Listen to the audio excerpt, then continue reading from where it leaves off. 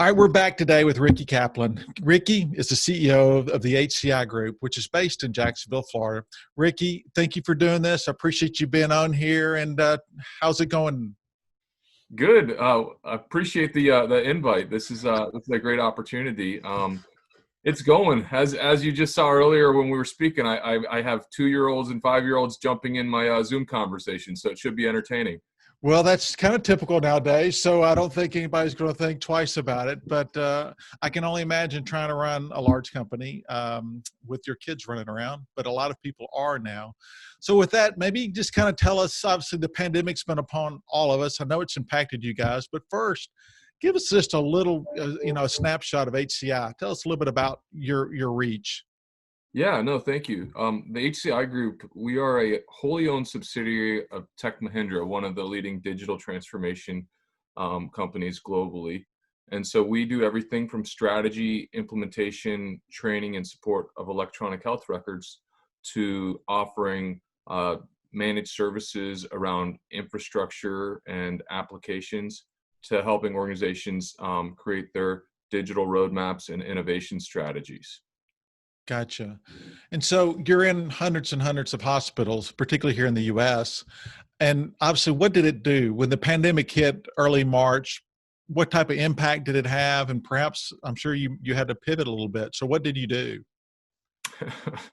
I think like a lot of us, our first reaction was, how are we going to operate our company 100% virtually? We have about 1,000 employees, many of those being younger folks in their 20s and 30s. And I thought it might be a challenge to have them be productive from home with all the distractions from surfing the web to any other sort of thing they might do. So we went in a leap of faith very quickly.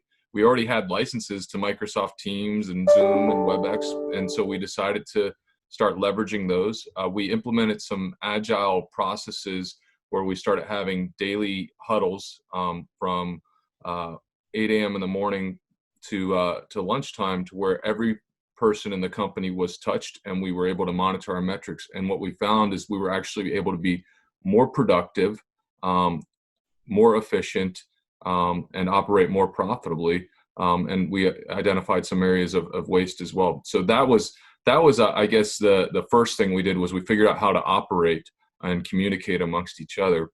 I think How long did that take, Ricky? And to figure that out, how long did that take to figure out exactly how to do that and put those processes in place? Yeah, so I was very fortunate in that I had just hired our new chief digital officer, Ed Marks, who had been using this methodology at the Cleveland Clinic of daily huddles. And so he shared with me the way they operate in an organization with tens of thousands of employees and how they were able to touch every level of their key metrics. So we actually implemented that.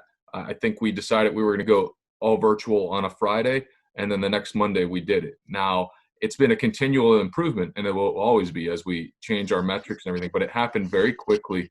I've just been, my view on this has changed. We actually cut our travel budget.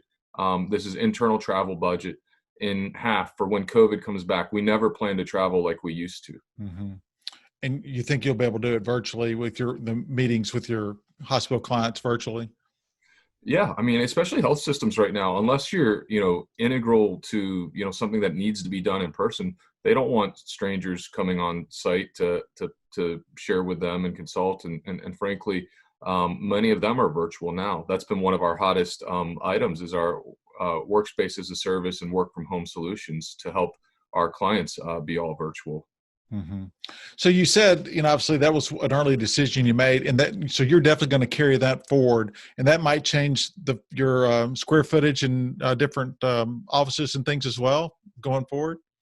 Yeah, what's funny is we had just signed a new corporate headquarters lease, of course. So we still have the office space, but I had actually made the comment if we could, we probably wouldn't have signed much of any office space.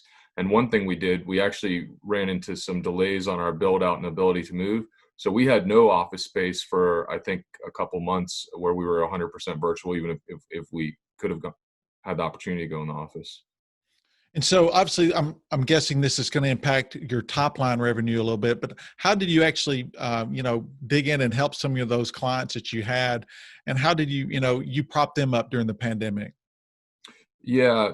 So there were some short-term things that we were able to do to meet the COVID needs around nurse triaging, help desk, and we had a lot of clients in New York City at the epicenter, or the original epicenter in the United States, and so we had the privilege of working with New York City Health and Hospitals to stand up some of their hospitals, provide support and technical and device integration. And so we had some short-term projects, but as you mentioned, a lot of our clients put projects on hold, implementations on hold, and so we did have a revenue impact. Fortunately, we had been working on shifting our business, and one of our strategic priorities was helping organizations reduce their total cost of ownership of IT through digital transformation and managed services. And so we actually wound up closing and starting a project for an organization in the Southwest United States that we are taking over 100% of their run IT, from data centers, field services, help desk, their SOC and NOC, all the way to 100% of their applications, including this organization, which is on Epic and their quarterly upgrades. And we're able to save them 30% of their total cost of ownership over 5 years, which is a substantial number for them. And not only that, we were able to write them a check up front, so they were able to realize savings immediately. That had been a deal that was already in progress, but what we found throughout the pandemic is now boards and executive organizations realize they don't have a chance but to do some of these things, and they need savings immediately. And so we've seen that pipeline of opportunities increase 4x, and we had been fortunate to position ourselves as a market leader with the capabilities to do so. Clearly impressive to be able to do that in the middle of a pandemic, to grow your market and help them as well. So that's obviously a great thing. Well, we're about up on our time here. Thank you so much, Ricky, for doing this. It's just great to kind of get firsthand knowledge of what's happening out there. And I'm glad to know that you guys have made it through the rough part, perhaps, and obviously doing really well. So thank you so much. Thank you, Hayes. I really appreciate it. Sure.